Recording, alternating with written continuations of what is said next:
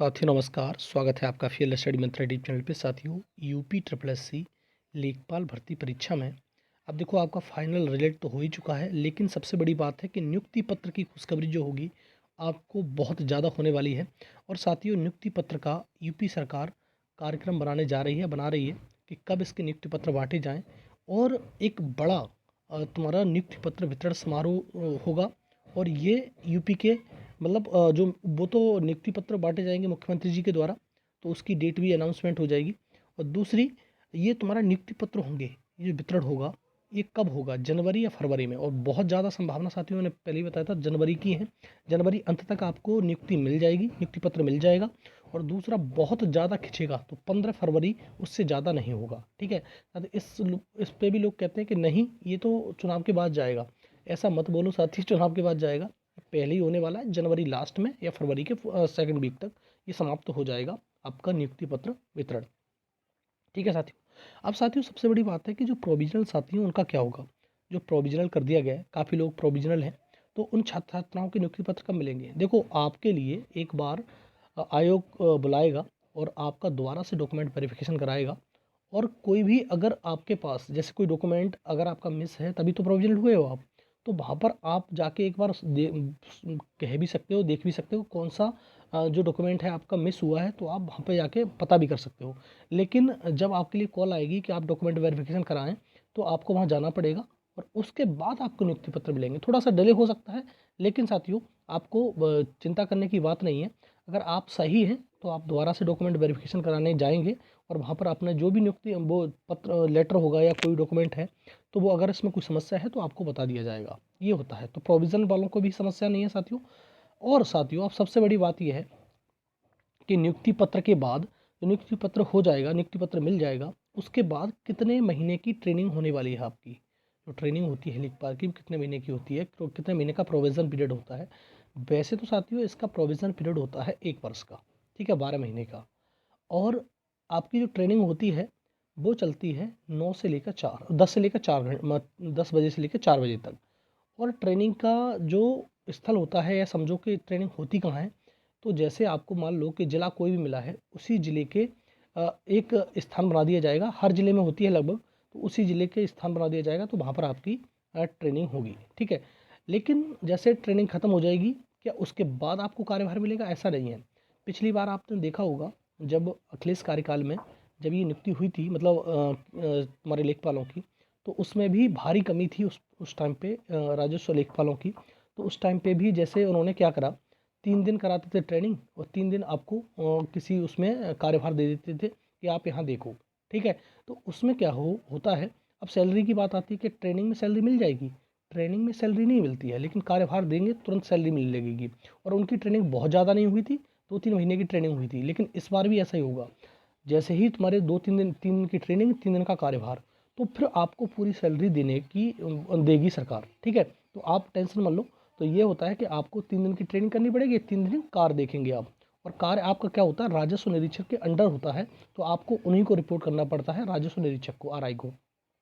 ठीक है, उसके बाद आपका अब बहुत सारे साथी कहते हैं कि ये इसमें प्रमोशन बहुत लेट होता है। हकीकत बात है, इसमें कम से कम 15 सालों बाद प्रमोशन होता है। और उसके बाद प्रमोशन के बाद आप आरआई बनोगे, राजस्व निरीक्षक, रेवेन्यू इंस्पेक्टर बनोगे। ठीक है, लेकिन इसमें इतना वेट आप, अगर आप अच्छी तैयारी की है, तो आप इतना ही वेट थोड़ा करते रहेंगे। आप एग्ज़ाम निकालो, आगे बढ़ो, सीधी बात ये है। ठीक है, एक तो एक नॉर्मल प्रोसीजर है। लेकिन साथियों ट्रेनिंग मैंने बता दी, ट्रेनिंग जो होगी वो आपकी 12 महीने की होती है, लेकिन ट्रेनिंग बहुत ज़्यादा नहीं होगी, 2-3 महीने की ट्रेनिंग होगी।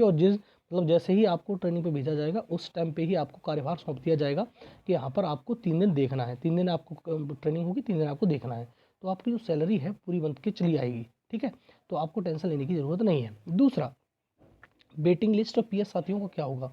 साथियों वेटिंग लिस्ट की मैंने कहा था कि जब ये जो जितने भी साथियों का रिजल्ट आया है, जब ये ट्रेनिंग पे चले जाएंगे, या इनका नियुक्ति हो जाएगी, तब उसके बाद ये एक्चुअल डाटा मालूम पड़ पाएगा कि कितने लोग अभी भी इसमें ज्वाइन नहीं किए हैं। और ये आप बात मान के चलिए कि 100% लोग कभी भी ज्वाइन नहीं करेंगे। मान लो 8085 पोस्ट है, क्या 8085 पोस्ट ज्वाइन कर लेंगे लोग। बहुत सारे लोगों को इस प्रकार से भी लोग हैं जिनका कहीं चयन है, जैसे यूपीएसआई में हो गया, स्टेशन मास्टर में हो गया, या गुड्स कार्ड में हो गया, वो छोड़ के क्यों आएगा, या बहुत दूर पड़ा हुआ है, अगर रेलवे वाला तो आ सकता है। अदरवाइज़ वो तो सीट खाली जाएगी ना, तो वो सीट खाली जाएगी, उसको वेटिंग लिस्ट से भरा जाना चाहिए। और ये जो प्रावधान करेगा, वो प्रावधान करेगा राजस्व विभाग, न कि आयोग।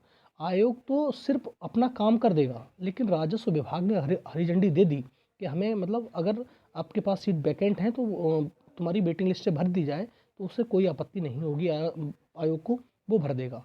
ये पहले भी कह चुका है आयोग कि हमको क्या है, अगर निर्देश दिया जाएगा तो हम उसका पालन करेंगे। ठीक है, तो आप इसके बाद ही आप कदम उठा सकते हैं। वेटिंग लिस्ट के लिए पूरा जोर लगाया जाएगा कि वेटिंग लिस्ट आए और कुछ साथियों का भला ज़रूर हो, क्योंकि होता क्या है साथियों, रीज़न ये है कि आज आपके अच्छे नंबर आ गए तो क्या कल गारंटी है कि आप परीक्षा देके अच्छे नंबर ला सकते हो? कोई गारंटी नहीं है इस चीज़ की। ठीक है, अगर आप तैयारी कर रहे हो, बहुत अच्छी तैयारी है, तो उससे भी अच्छे नंबर ला सकते हो, लेकिन गारंटी नहीं है कि आप वही रिदम से, वही तत्वमय से आप तैयारी कर सकते हो। ठीक है, ऐसा कुछ होता नहीं है।